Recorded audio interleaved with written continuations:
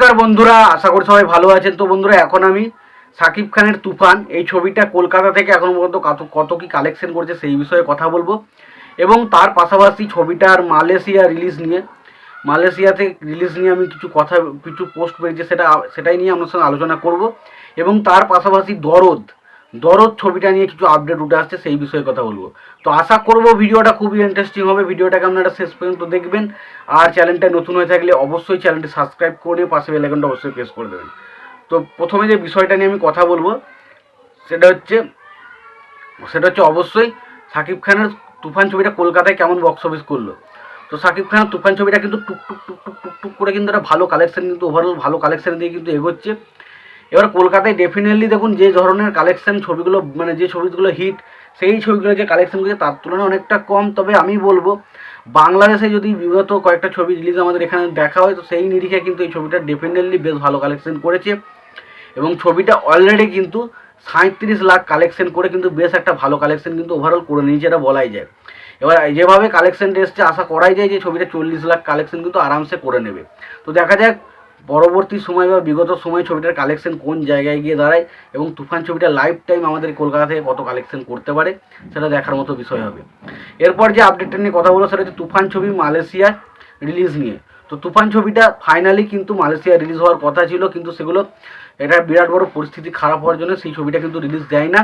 এবং ফাইনালি এখন যেটা জানা যাচ্ছে মালয়েশিয়াতে ছবিটা অলরেডি রিলিজ হতে চলেছে, এবং ছবিটা 16ই আগস্ট কিন্তু মালয়েশিয়াতে দেখানো হবে।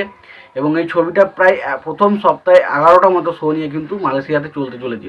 তো দেখা যাক ছবিটার মালয়েশিয়ার মানুষজন ছবিটা কেমন পছন্দ করে, এবং ছবিটা এই যে প্রথম সপ্তাহে 11টা মতো শো নিয়ে চলছে, পরবর্তী সময় কি সেই শো সংখ্যা বাড়াতে পারে না শো সংখ্যা আরও নেমে যায়, সেটা দেখার মতো বিষয় হবে, সেটা সময় বলবে। তো দেখা যাক সেটা হয় কি না। এবার লাস্ট যে আপডেটটা নিয়ে কথা বলবো এই সাকিব খানের দরদ ছবি নিয়ে। তো সাকিব খানের দরদ ছবি নিয়ে যে আপডেটটা উঠে আসছে সেটা হচ্ছে সাকিব খানের দরদ কিন্তু এবছরে রিলিজ করতে চলেছে, এরকম কিন্তু একটা আপডেট কিন্তু অনন্যা মামুন দিয়েছেন। তিনি কিন্তু পরিষ্কারভাবে একটা হিংস দিয়ে তিনি জানিয়ে দিয়েছেন যে এবছরেই কিন্তু দরদ ছবিটা আসতে চলেছে। তবে হয়তো সম্ভবত সেপ্টেম্বরে ছবিটা আসবে না, হয়তো 1 মাস বা 1.5 মাস হয়তো পেছোতে পারে, হয়তো সেপ্টেম্বরের পরিবর্তে অক্টোবর বা নভেম্বরের দিকে কিন্তু ছবিটা রিলিজ ডেট হতে পারে। তো আমাকে যদি বলেন, আমার মনে হয় সম্ভবত ডিসেম্বরের দিকে করলেও বেটার হয়। তো দেখা যাক তারা কোন টাইমে রিলিজ করে। এবং দরদ ছবি নিয়েও প্রচণ্ড আশা রয়েছে, কারণ দরদ ছবিতে সাকিব খানের লুক বলুন বা তার গেট আপ বলুন, তাকে যেভাবে দেখতে লেগেছে, তার চোখ মুখের যে এক্সপ্রেশন সেটা বেশ ভালো। তো সুতরাং সেই ছবি নিয়ে কিন্তু একটা এক্সপেকটেশন রয়েছে। এবং তার পাশাপাশি অনন্যা মামুন কিন্তু এই ছবিটা নিয়ে প্রচণ্ড এক্সাইটেড, এবং এই ছবিটা শুধুমাত্র একটা ভাষায় নয়, এই ছবিটা প্রায় 23টা দেশে কিন্তু একসঙ্গে রিলিজ হতে চলেছে, এটা কিন্তু বিরাট বড় একটা ব্যাপার।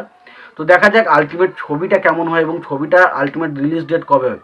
তো আশা করা হচ্ছে খুব শীঘ্রই এই ছবিটার রিলিজ ডেট আমরা জানতে পারবো। তবে বাংলাদেশে এখনও সেইভাবে পরিস্থিতি যে খুব ঠিক হয়ে গেছে সেটা নয়, এখনও কিন্তু কিছু কিছু জায়গায় ডামাডোল অবস্থা রয়েছে, মানে এখনও যে পুরোপুরি যে এখনও সেই আতঙ্কটা কিন্তু থেকে তারা বেরিয়ে উঠতে পারেনি।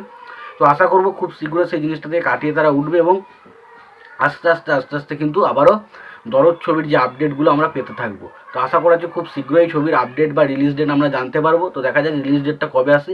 তো এই ছিল মোটামুটি এই ছবি দুটো নিয়ে আপডেট। তো তোমাদের এই বিষয়ে কী মতামত রয়েছে তোমরা জানিয়ে দিতে পারো। আর তোমাদের যদি ভিডিওটি পছন্দ হয়ে থাকে লাইক কমেন্ট শেয়ার করে দিও। চ্যানেলটা নতুন হয়ে থাকলে অবশ্যই চ্যানেলটি সাবস্ক্রাইব করে নিয়ে পাশে বেল আইকনটা অবশ্যই প্রেস করে দিও। ভালো থেকো, সুস্থ থেকো, দেখা হচ্ছে পরের ভিডিওতে।